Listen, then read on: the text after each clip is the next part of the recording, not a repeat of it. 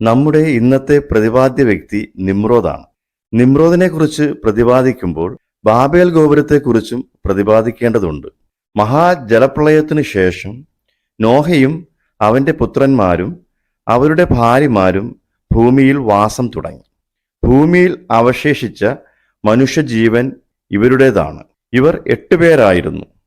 ഇവർക്ക് അനേകം പുത്രീപുത്രന്മാർ ജനിക്കുകയും ഭൂമിയിലെങ്ങും വ്യാപിച്ചു വാസം ചെയ്യുകയും ചെയ്തു. നോഹയുടെ മകൻ ഹാമിന്റെ മകൻ കുഷ് ആയിരുന്നു നിമ്രോദിന്റെ പിതാവ്. അവനാണ് ഭൂമിയിലെ ആദ്യത്തെ വീരപുരുഷൻ.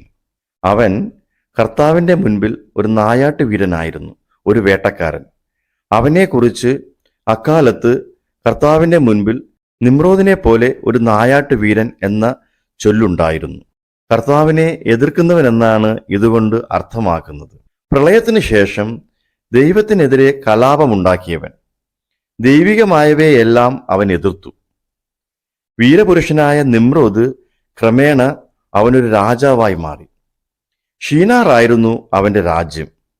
ബാബേലും ഏറക്കും അഖാദിയുമടങ്ങിയതായിരുന്നു ഷീനാർ.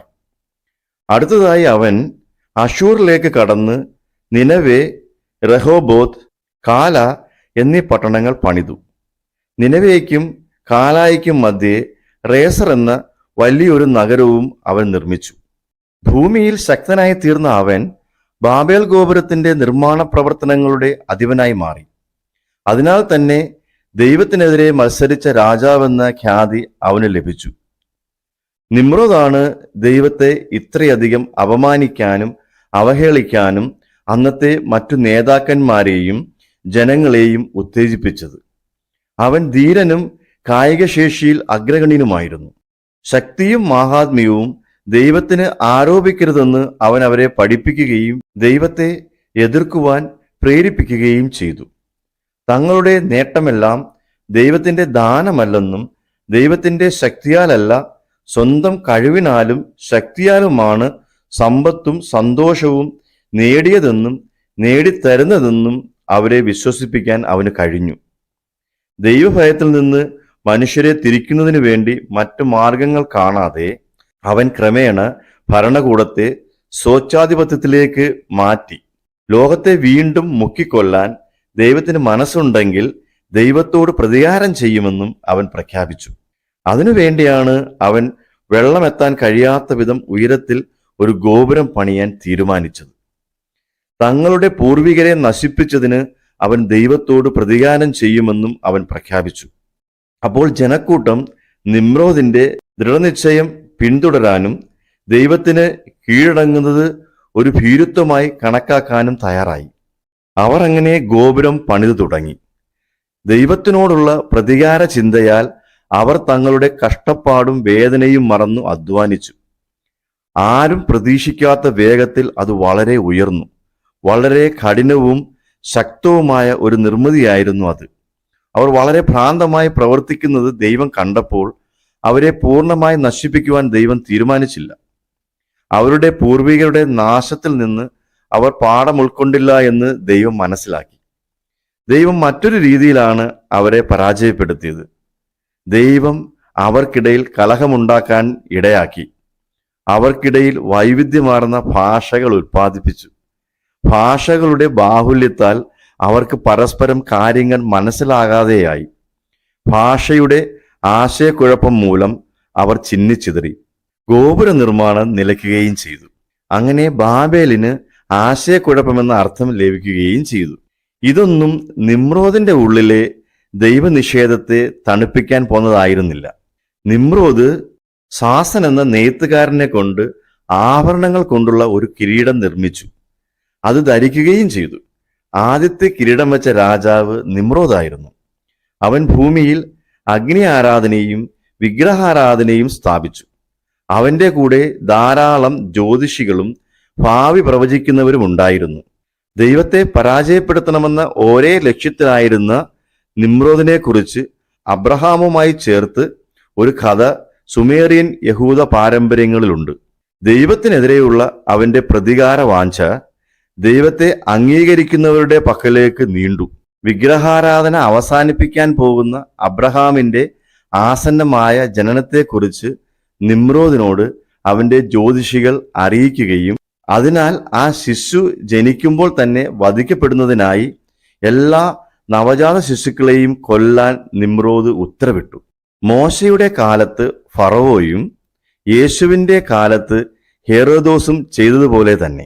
എന്നാൽ അബ്രഹാമിന്റെ അമ്മ വയലിലേക്ക് രക്ഷപ്പെടുകയും രഹസ്യമായി കുഞ്ഞിനെ പ്രസവിക്കുകയും ചെയ്തു. ചെറുപ്പത്തിൽ തന്നെ അബ്രഹാം ദൈവത്തെ തിരിച്ചറിയുകയും ആരാധിക്കാൻ തുടങ്ങുകയും ചെയ്തു. അബ്രഹാമിന്റെ പൂർവികർ ആരും ബാബേൽ ഗോപുര നിർമ്മാണത്തിൽ പങ്കെടുക്കുകയോ സഹകരിക്കുകയോ ചെയ്തിരുന്നില്ല. അബ്രഹാം വളർന്നപ്പോൾ നിമ്രോദിനെ അഭിമുഖീകരിക്കുകയും വിഗ്രഹാരാധന അവസാനിപ്പിക്കുവാൻ മുഖാഭിമുഖം പറയുകയും ചെയ്തു. തുടർന്ന് അബ്രഹാമിനെ പിടിച്ച് സ്തംഭത്തിൽ കെട്ടി ചുട്ടരിക്കാൻ കൽപ്പിക്കുകയും ചെയ്തു. ലോകം കണ്ടതിൽ വെച്ച് ഏറ്റവും വലിയ തീയിൽ അബ്രഹാമിനെ ദഹിപ്പിക്കുവാൻ നിമ്രോദ് തീരുമാനിച്ചു. അതിനായി വിറക് പുറക്കിക്കൂട്ടാൻ ജനങ്ങളോട് കൽപ്പിച്ചു. ആ വലിയ വിറക് കൂമ്പാരത്തിന്റെ നടുവിൽ സ്തംഭത്തിൽ കെട്ടിയിട്ട അബ്രഹാമിനെ അവർ തീ വെച്ചു. എന്നാൽ ആ തീ ആളിക്കത്തുമ്പോൾ ഒരു പരുക്കുമേൽക്കാതെ അവൻ പുറത്തു വന്നു. എന്നാൽ അതിനു ചുറ്റും നിന്നവർ വെന്തു മരിച്ചു. ദാനിയേലിന്റെ പുസ്തകത്തിൽ ശദ്രക്, മെഷക്, അബിനഗോ എന്നിവർ തീയിൽ നിന്ന് ഒരു പോറലുമേൽക്കാതെ രക്ഷപ്രാപിച്ചതുപോലെ തന്നെ. വീണ്ടും അബ്രഹാമും നിമ്രോദും തമ്മിലുള്ള ഒരു യുദ്ധത്തെ പറ്റിയ പരാമർശമുണ്ട്. അതിങ്ങനെയാണ്: നിമ്രോദ് അബ്രഹാമിനെ യുദ്ധത്തിന് വെല്ലുവിളിക്കുന്നു. ഒരു വലിയ സൈന്യവുമായി നിമ്രോദ് യുദ്ധത്തിന് അണിനിരക്കുന്നു. എന്നാൽ അബ്രഹാം ആകട്ടെ കൊതുകുകളുടെ ഒരു സൈന്യത്തെ ഉൽപ്പാദിപ്പിക്കുകയും ആ കൊതുകുകൾ നിമ്രോദിന്റെ സൈന്യത്തെ നശിപ്പിക്കുകയും ചെയ്യുന്നു.